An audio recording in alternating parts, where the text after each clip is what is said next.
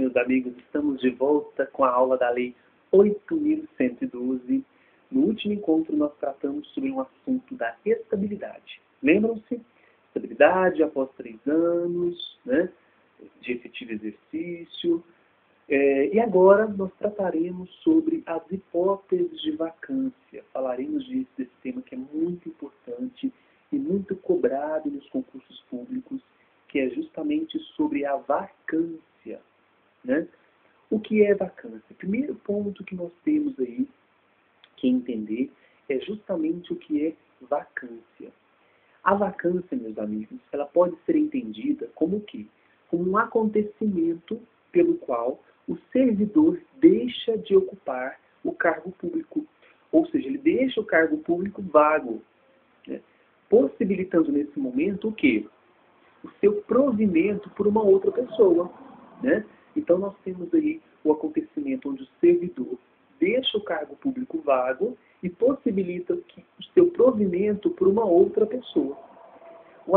Temos um artigo lá na Lei 8.112, que é o artigo 33, né? 33, que apresenta um rol de hipóteses que podem ensejar o quê? A vacância do cargo público. Então, quero que vocês anotem aí quais são as hipóteses em que enseja a vacância do cargo público. Hipóteses de vacância. Primeira, exoneração. Exoneração. Segunda, demissão. Demissão. Terceira, promoção. Readaptação. Readaptação. Aposentadoria. Posse em outro cargo inacumulável e falecimento. Então vamos repetir: exoneração, demissão, promoção, readaptação, aposentadoria, posse em outro cargo inacumulável e falecimento. Primeiro ponto que vocês têm que ficar super atentos é não confundir exoneração com demissão. Escrevam aí no caderno. Exoneração diferente de demissão. Por quê? Porque são institutos que são diferentes e que produzem efeitos diversos, né? A gente tem que entender que demissão é um ato administrativo que determina o quê? A quebra do vínculo entre o poder público e o servidor. Porém, gente, a demissão, puxa uma setinha e escrevam, tem um caráter de penalidade. Demissão com caráter de penalidade. Em razão de quê?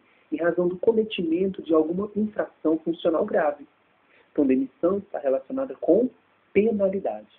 Já a exoneração, ela também rompe o vínculo entre a administração e o servidor, porém não tem caráter coletivo. Por quê? A exoneração ela pode ocorrer de 2 maneiras. Ela pode ocorrer a pedido e pode ocorrer de ofício, ex ofício. Essa iniciativa ex ofício ou de ofício, por iniciativa da administração, por exemplo, nós temos a reprovação do servidor no estágio probatório. É um exemplo. Essa exoneração ex ofício, ela tem como fundamento, gente, a falta de interesse público, né, manifestado pela administração, em continuar com o servidor em seus quadros.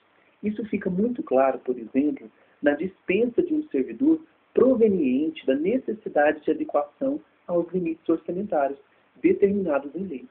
Nesse caso, gente, caso o servidor, por exemplo, não está sendo punido, no caso da exoneração, pela prática de alguma irregularidade ou infração funcional, né? Ele está sendo dispensado simplesmente para quê? Para permitir que a administração pública cumpra os limites de gastos com o pessoal, né? Nos termos lá do artigo 169. Uma outra instrução importantíssima que deve ser destacada é o fato de que existem algumas hipóteses de vacância que, ao mesmo tempo, também caracterizam o quê? Formas de provimento. Ou seja, além de promover, ou além de ter a vacância, nós temos o provimento. Qual que é o exemplo disso? É no caso da promoção, na readaptação e na posse em outro cargo inacumulável. Vamos supor, quando um servidor ele é readaptado para outro cargo, com atribuições e vencimentos afins, por exemplo, não ocorre aí o provimento do cargo de destino? Eu não estou tirando o servidor de um cargo e readaptando ele a um outro cargo com atribuições e vencimentos afins? Então, ao mesmo tempo que eu estou tendo esse provimento de cargo, nesse cargo destino, o que acontece desse cargo que eu tirei ele? Ficou vago.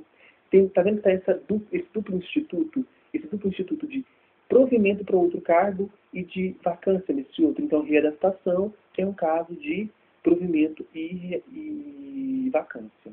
Caso da promoção também. Se eu tenho um servidor público, ele foi promovido, além de promover ele para um outro cargo, o que aconteceu nessa situação aqui? No cargo que ele estava, ficou vago. Vou ter que prover outra pessoa ali. Entenderam? Então, os casos de provimento e vacância, nós temos a promoção, a readaptação e temos também a posse em outro cargo inacumulável.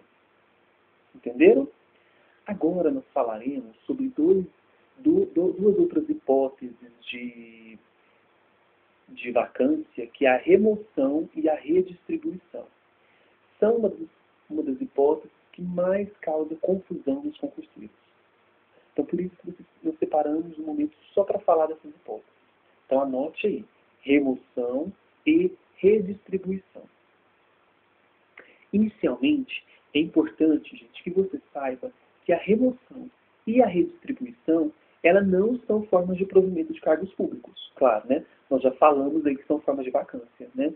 Essa informação é importante porque as bancas examinadoras, elas adoram fazer afirmações em que ambas seriam forma de provimento derivado. Cada um desses institutos possui características próprias e, com destaque para a remoção, são muito cobrados nas provas, como eu falei para vocês. Então, vamos iniciar nossos estudos pela remoção. Então, quero que vocês façam a anotação. Remoção é o deslocamento do servidor.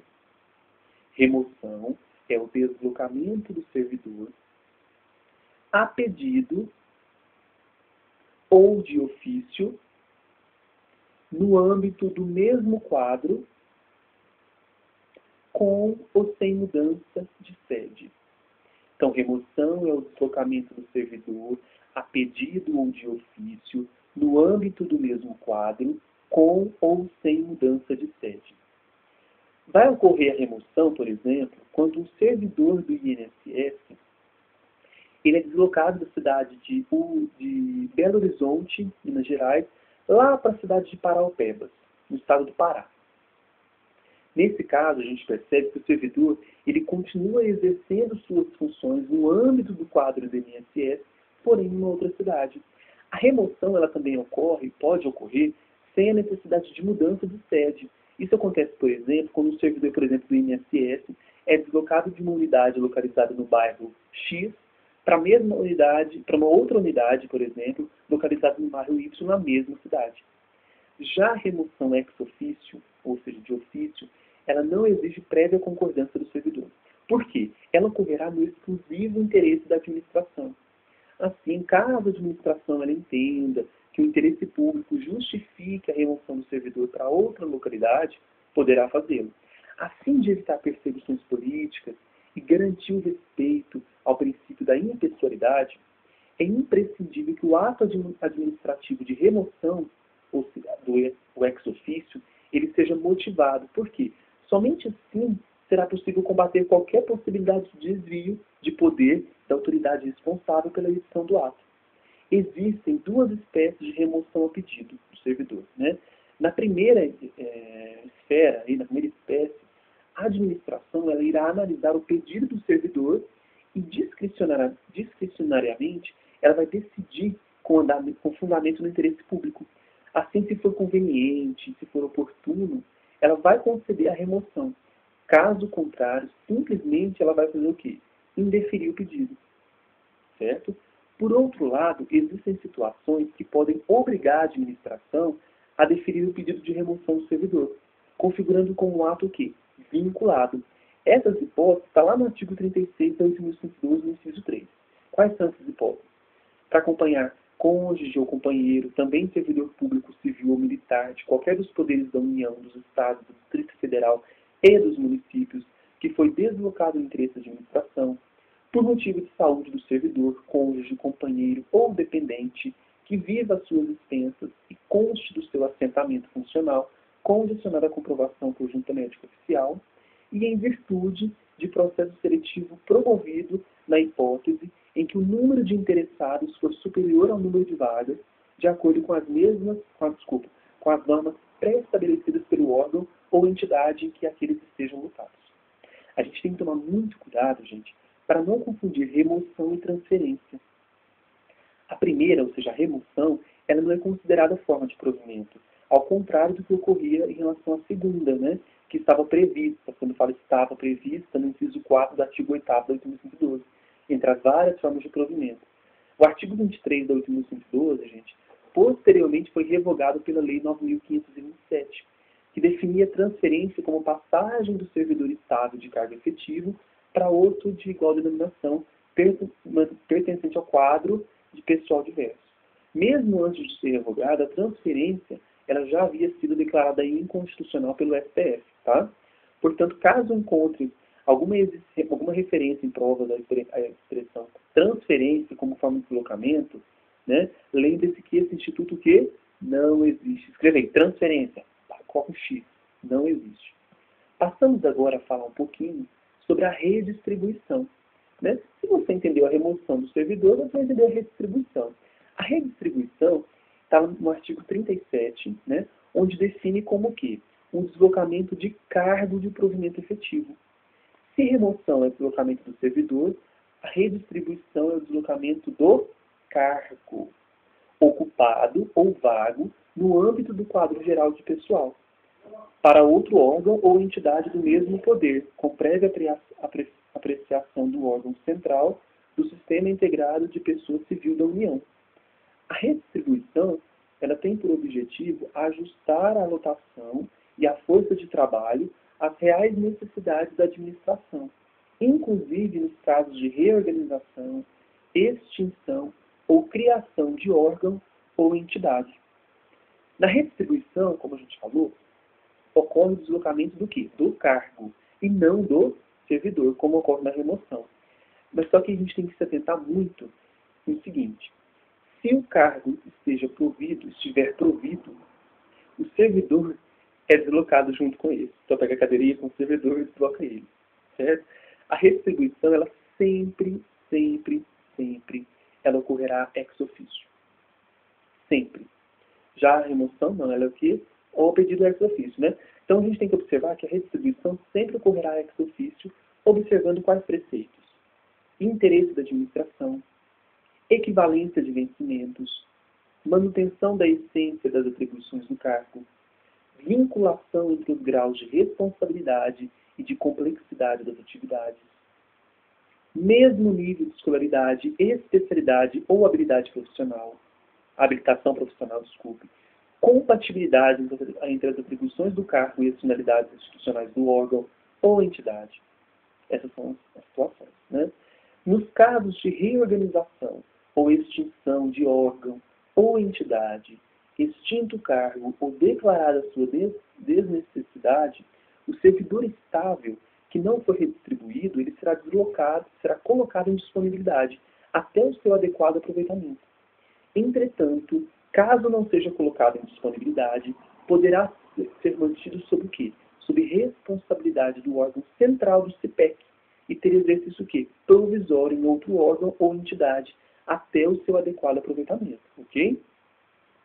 Então, nessa aula, nós falamos sobre as hipóteses de vacância, falamos sobre exoneração, falamos sobre demissão, falamos sobre promoção, falamos sobre readaptação, falamos agora sobre falamos sobre posse em outro cargo inacumulável, falamos sobre remoção e terminamos em redistribuição. Muito simples, né? No próximo encontro, gente, nós vamos iniciar a falar sobre os direitos e vantagens.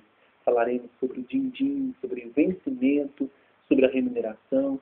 Faremos um diferencial aí nesses dois termos, ok? Boa noite para vocês, bons estudos. Senado chegando. Até mais.